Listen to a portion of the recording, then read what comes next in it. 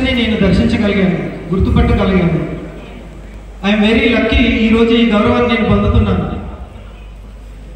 11 సంవత్సరాలు ఒక బైనరీ కంపెనీని, ఒక అడ్వాన్స్డ్ ఆయుర్వేద కంపెనీని, ఏ కంపెనీకి రానని టెస్టులను ఎదుర్కొని ఈరోజు సగర్వంగా నిలబడిందంటే దట్ ఇస్ ఇండస్ట్రీ. గర్వంగా తల ఎత్తుకునేటట్టు కాదన్న వాళ్ళే మళ్ళీ మళ్ళీ మన ప్రొడక్ట్లు అడిగి కూడా వాడేంత దమ్మున్నటువంటి ప్రొడక్ట్స్కి మనం క్లాప్స్ కొట్టాల్సిందే. ఆ తర్వాత ఇక మనకు, ఎందుకంటే నేను గవర్నమెంట్ టీచర్ కాబట్టి network marketing, direct selling, the difference between direct సెల్లింగ్కి నెట్వర్క్ మార్కెటింగ్ కూడా నాకు తెలీదు. నేను గూగుల్లోనే సెర్చ్ చేసుకున్నాను. అటువంటి నన్ను మొదట్లో చిన్నపిల్లలాగా ముందుకు నడిపించినటువంటి నా యొక్క సీనియర్స్ అర్చనా సందీప్ రెడ్డి గారికి,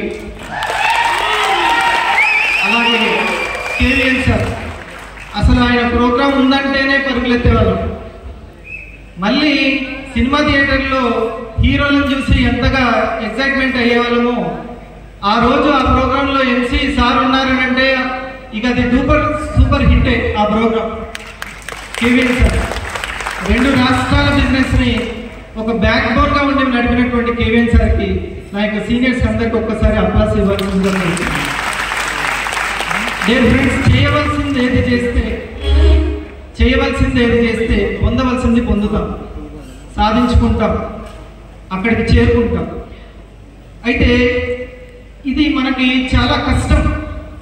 which is right point, which is wrong, which person is right, which person is wrong, which company is right, which company is wrong అని తెలుసుకోవడం చాలా కష్టమైనటువంటి విషయం.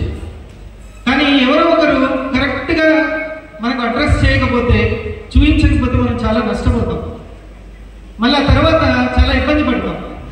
ఈ విధంగా నిత్యానిత్య వివేక విచారం చేయడం చాలా కష్టమైన విషయం. కానీ గాడ్ బ్లెస్, నా ఇంట్యూషన్ చాలా బాగా పనిచేసింది. నేను 2012 నుంచే నేను ఫైనాన్షియల్ ఫ్రీడమ్ని బలంగా కోరుకున్నాను. 2012 నుంచి బాగా.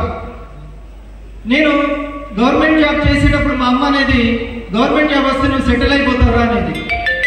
నేను గవర్నమెంట్ జాబ్ వచ్చినా కూడా, స్కూల్ అసిస్టెంట్గా చేసినా కూడా, మళ్ళీ ఏదైనా సరే పై ఉద్యోగం, డిగ్రీ లెక్చరరు, డిప్యూటీలోను, దానికి ప్రిపేర్ అవ్వాలి, గ్రూప్ 1 ప్రిపేర్ అవ్వాలి అనుకొని ఉద్యోగాన్ని మారుదామని చూశాను. కానీ నేను కూడా కంఫర్ట్ జోన్లోనే ఉంటూ ఉన్నానని, అదొక ర్యాట్ రేస్ అని నేను తెలుసుకోలేకపోయాను.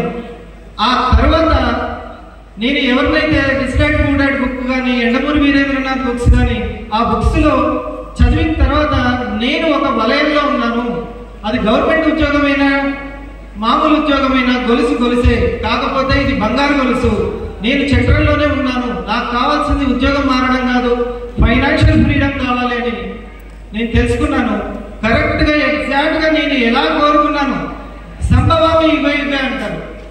ఒక్కొక్కసారి ఒక్కొక్క అవతార పురుషుడు ప్రజల కోసం వస్తారు, వాళ్ళ కోరికలు నెరవేర్చడానికి, వాళ్ళని రక్షించడానికి. కొంతమంది ఆయా దేశాల్లో కూడా అలాంటి లీడర్లు పుడతారు, ఆ యొక్క సమయాన్ని, సందర్భాన్ని బట్టి, ఆ కాలాన్ని బట్టి. అలా నా డ్రీమ్స్ తీర్చడానికి వచ్చినటువంటి ఏకైక లీడరు సిఏ అంజాద్ సార్.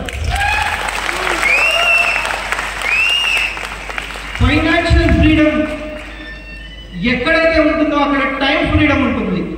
మనం అందరం తెలియకుండానే కోరుకుంటున్నది ఏంటి అని అంటే, డబ్బులను మనం అనుకుంటున్నాం, కానీ మన లోపల మనకు బాగా తెలియకుండానే మనం వెతుకుతున్నది ఏంటంటే టైం ఫ్రీడమ్ని వెతుకుతాం. కోట్లు ఉన్న వ్యక్తికి కూడా ఫ్యామిలీతో గడపడానికి టైం దొరకదు. ఆ టైం ఫ్రీడమ్ కావాలి అని అంటే ఖచ్చితంగా ఫైనాన్షియల్ ఫ్రీడమ్ ఉండాల్సిందే. మీకు ఒక చిన్న విషయం ఏంటంటే, అటువంటి ఫైనాన్షియల్ ఫ్రీడమ్ మీకు కావాలి అని అంటే ఖచ్చితంగా కొంచెం టైం మనం పెట్టాల్సిందే. అలా నేను గవర్నమెంట్ జాబ్ చేసేటప్పుడే శనివారం, ఆదివారం కేటాయిస్తూ, ప్రెజెంటేషన్లు చేసుకుంటూ, విఓపీలు నడుపుకుంటూ నేను 3 సంవత్సరాల్లో ₹1,00,00,000 ఎర్న్ చేసి డైమండ్ అయ్యాను. ఈరోజు 400 కోట్లతోటి సక్సెస్ఫుల్ పర్సన్గా ఉన్నాను అంటే 3 కారణాలు ఉన్నాయి. ఆ 3 నేను చెప్పి నేను విరమిస్తాను. ఆ 3 నేను ఏదైతే చెక్ చేసుకున్నానో అవి కూడా మీకు చెప్తాను. అవి మీకు గైడెన్స్గా ఉపయోగపడుతుంది. Number 1 point, time freedom, financial freedom 2 రావాలంటే, మై డియర్ ఫ్రెండ్స్, మనం మామిడి విత్తనం నాటితే మామిడి చెట్టే వస్తుంది. టైంని మనం నాటితే, టైం లేకుండా టీం బోనస్ ఎప్పుడు కోరుకోవద్దు. టైం ఇవ్వాలి, ఎంత టైంకి అంత టీం బోనస్. ఫైనాన్షియల్ మనకు వస్తుంది, ఆ తర్వాత టైం ఫ్రీడమ్ మనకు వస్తుంది. ఈ రోజు నా టైంకి వాల్యూ పెరిగి ఇంకా ఎంతో మంది టైంకి వాల్యూ పెంచుతున్నాను నేను. అంత వాల్యూబుల్ అయింది నా టైం. మన గంట వాల్యూ ఎంత అనేది ఎప్పటికప్పుడు మనం టైం వాల్యూని పెంచుకుంటూ ఉండాలి. అటువంటి సోర్స్ ఇండస్ట్రీవా. మరి ఇండస్ట్రీవాలో నేను చూసినటువంటి 3 పాయింట్లు ఒకటి చెప్తాను. ఇంటిని చూస్తే ఇంటి యజమానిని చూస్తే ఇంటిని చూడొచ్చు, కంపెనీ యజమానిని చూస్తే కంపెనీ గురించి చెప్పొచ్చు. ఈరోజు ఇన్ఫోసిస్ నారాయణమూర్తి గారు కానీ, సుధామూర్తి గారు కానీ, ఎవరైనా కావచ్చు, టాటా వారు కానీ, ధీరుభాయ్ కానీ, ఎవరినైనా చూడండి, ఆఖరికి ఎలాన్ మస్క్ టెస్లా చూసినా సరే మనకి ఆ కంపెనీ నిలబడ్డదంటే బికాస్ ఆఫ్ దట్ యజమాని, ఓనర్ ఎవరైతే ఉన్నారో ఆ యజమాని ముఖ్యం. మన సిఏ అంజార్ గారు అటువంటి కేటగిరీలో ఇంటర్నేషనల్ గా క్లాప్స్ కొట్టించుకోబోయేటువంటి మన లీడరు సిఏ అంజార్ సార్. ఆయన యొక్క దూరదృష్టి కావచ్చు, సామాజిక దృక్పథం కావచ్చు, ఆయుర్వేదం మీద ఉన్న ఆయన పట్టు కావచ్చు, సనాతనమైనటువంటి ఆయుర్వేదాన్ని సనూతనమైనటువంటి technology, advance technology, nano technology add చేసి జర్మనీలో, అమెరికాలో, జపాన్లో ఆయుర్వేద కిందక మన సార్ చెప్పినట్టు ఫుడ్ సప్లిమెంట్స్ కి క్లినికల్ ట్రయల్స్ కూడా అలోపతికి పోటీగా చేయిస్తున్నటువంటి ఒకే ఒక legend leader CA Anjar sir. ఒక యోగాకి భారతదేశం సెల్యూట్ కొట్టించింది ప్రపంచంతో. ఆయుర్వేదాకి నా నమ్మకం, బలమైన నమ్మకం ఏంటంటే ప్రపంచంతో ఆయుర్వేదకి, అడ్వాన్స్డ్ ఆయుర్వేదకి సెల్యూట్ కొట్టిస్తుంది ఇండస్ వివా ప్రపంచంతో. ఇది నా బలమైన నమ్మకం, నా ఇంట్యూషన్. మై డియర్ ఫ్రెండ్స్, ఇంకా మన యొక్క అనారోగ్యానికి ఒకటే ఒకటి అల్లోపతి. అల్లోపతి తప్ప ఇంకే పరిష్కారం లేదు మాకు అనుకుంటున్నటువంటి ప్రజలకి న్యూట్రాస్యూటికల్ ని తీసుకొచ్చినటువంటి మినిమం న్యూట్రాస్యూటికల్ కాస్ట్ 3000. మినిమం ఈ మైక్ ఒక కాస్ట్ ఉంటుంది, మినిమం పెన్ అంటే ఒక కాస్ట్ ఉంటుంది, మినిమం మొబైల్ కి ఒక కాస్ట్ ఉంటుంది. అట్లాగే న్యూట్రాస్యూటికల్ కి మినిమం ఒక కాస్ట్ ఉంటుంది. ఐ కాఫీని, బ్లూ కాఫీని కలిపి మనం కంపేర్ చేయొద్దు.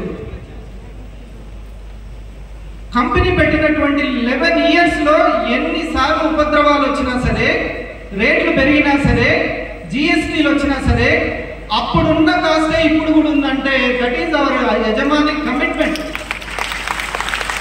ఆయనకి ఎంత సామాజిక దృక్పథం ఉందో, ఎంత కమిట్మెంట్ ఉందో చూడండి. నేను కాదు ఓనర్ని, నేను వన్ ఆఫ్ ది ఓనర్నే, పార్ట్నర్నే. నా యొక్క డిస్ట్రిబ్యూటర్స్ బీబీఓలే దీని ఓనర్లు అని చెప్పిన ఏకైక లెజెండ్ లీడర్ ఎవరున్నారంటే మన యొక్క సిఏ అంజార్ సార్. బీబీస్ కంపెనీ ఉట్టిగానే పెట్టలేదు దానికి. సో ఎప్పుడైనా సరే ఈ కంపెనీ మంచిదా, ఈ కంపెనీ మంచిదా అని ఎదురు చూసినప్పుడు, అంటే చెక్ చేయాల్సుకొని వచ్చినప్పుడు మీరు చెక్ చేయాల్సింది దాని యజమాని ఎవరు అని చెక్ చేసుకోవాలి. ఆ యజమానిని బట్టే ఆ కంపెనీ ఉంటుంది. దేశీ విత్తనానికి దేశీ ఫ్రూటే వస్తుంది. ఈరోజు మీరు ఆ అవతల వ్యక్తి పల్స్ గురించి తెలిసినా తెలియకపోయినా ఆ పల్స్ అయితే అతనికి పనిచేస్తూనే ఉంటుంది. ఇక్కడ ఎటువంటి స్వార్థము లేదు. Win to win process. Second, ఎందుకంటే ఆయన ఆలోచనల్లోనే స్వార్థం లేదు కాబట్టి ఆ ఫ్రూట్ లో కూడా స్వార్థం ఉండదు. మనం ఇక్కడ ఎవరికి ఏం చెప్పినా సీనియర్ ఏదో బలవంతం పెట్టినట్టు ఉంటుంది, కానీ కాదు. సీనియర్ తన స్కిల్ ని మన సంపాదన కోసం ఉపయోగిస్తున్నాడని మనం తెలుసుకోవాలి. ఆ సీనియర్ కి గట్టిగా మనం క్లాప్స్ కొట్టాలి. ఈ రోజు ఆ సీనియర్ ఇక్కడికి మిమ్మల్ని తీసుకొని వచ్చారు. ఇక రెండోది మై డియర్ ఫ్రెండ్స్, ఫస్ట్ది యజమాని చెక్ చేయండి, రెండోది న్యూట్రాస్యూటికల్స్, అవర్ ప్రొడక్ట్స్. ఇది ఎక్కడా లేదు ఇటువంటి ప్రొడక్ట్స్. మీకు మనిషి ఉన్నంత కాలం ఏ బిజినెస్ మ్యాన్ అయినా, మై డియర్ ఫ్రెండ్, మనం బిజినెస్ చేద్దామా అంటే ఫస్ట్ చెప్పేది ఏంటి? ఎవరైనా ఏ బిజినెస్ అని అడుగుతారు. న్యూట్రాస్యూటికల్ వెల్నెస్ బిజినెస్ అని. బర్త్డే అనగానే కేకులు గుర్తొస్తున్నాయి, ఇంటికి ఎవరైనా వస్తే టీలు గుర్తొస్తున్నాయి, చాక్లెట్లు గుర్తొస్తున్నాయి, తొందరగా పిల్లలకి టిఫిన్ చేయాలి అంటే నూడిల్స్ గుర్తొస్తున్నాయి. కానీ ఎవరికైనా సరే ఆరోగ్యం బాగాలేదు, ఇమ్యూనిటీ అంటే పల్స్ కాఫీ గుర్తొచ్చేలా చేస్తుంది. ఇండస్ట్రీ వెల్నెస్ కమ్యూనిటీని క్రియేట్ చేస్తుంది.